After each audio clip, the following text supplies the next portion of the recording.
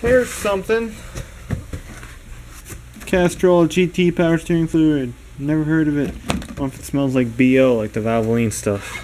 And it's non-synthetic. I believe in Australia they sell this. You can get it in synthetic, not in Australia. Ziggy is though. Right, yeah, this was the bad one, right. So, I might have to go to the North Country. I don't know when. If I'm ever up there though. These are the original brake drums off our blue truck, which I changed like a year ago.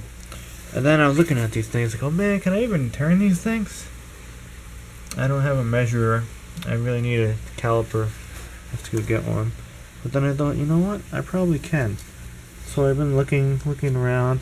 Telltale signs when the rotor is just, not rotor, the brake drum is too bad to turn. And they say that if it still has the bevel in it, which it does, it's alright. See, every, even brake rotors have this too. If you look on the edge of a brake rotor, it has a beveled edge. And when that bevel edge is gone, you know the rotor's too thin, or in this case, the drum is too wide. So I thought that was pretty cool. So if we're up there, we're definitely going to be carrying some weight, cast iron weight, and we're going to trim down some brake drums. Nobody really wants to do it around here. I probably can find somebody, but they're going to charge me, $20-30 a piece. And I'm not going to know how much they took off because I'm not going to be there. And or a lot of people are just going to tell you, take a hike, just buy new ones, buy Chinese. Not happening. So that's a tip. So if you see that edge, that bevel edge right there, see that, it's probably still good. That's cool. And that's the worst one. The other one's not as bad as this. This cheap brake shoes, look what happened to it. $50 brake shoes. You buy the $132 ones, original equipment, it doesn't happen. Oh, another thing, when the drum is too far cut, it will cause the brake shoes, not brake shoes, well, the brake shoes are going to be going longer, so the actual wheel cylinder expands more and the pistons pop out. That's another thing.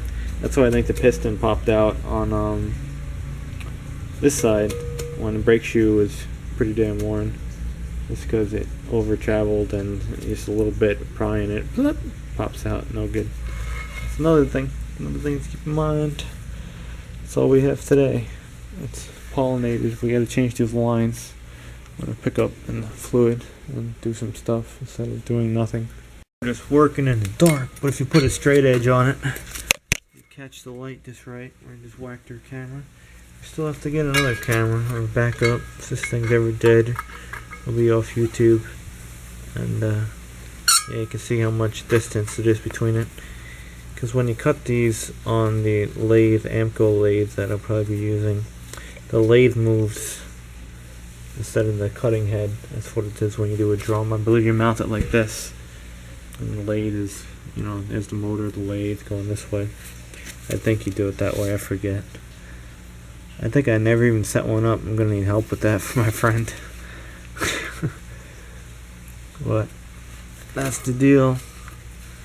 And I have, what the hell, does that be a barrel?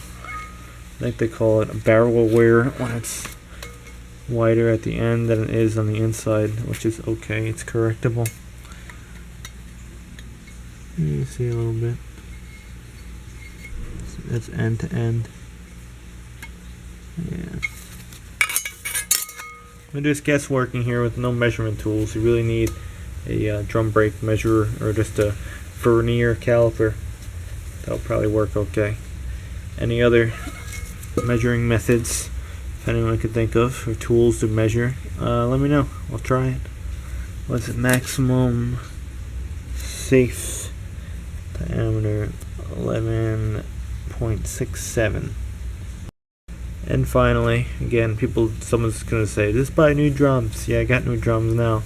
They weren't cheap, made in Mexico. They're like 130 a piece. They make the Chinese ones for about $60 a piece, but everyone complains they're out of round. That's just how it is with the Chinese ones. It's junk.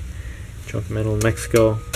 Metal wasn't that hot. It's soft, but it's a hell of a lot better than the Chinese casting. I have Mexico rotors in the front of my truck.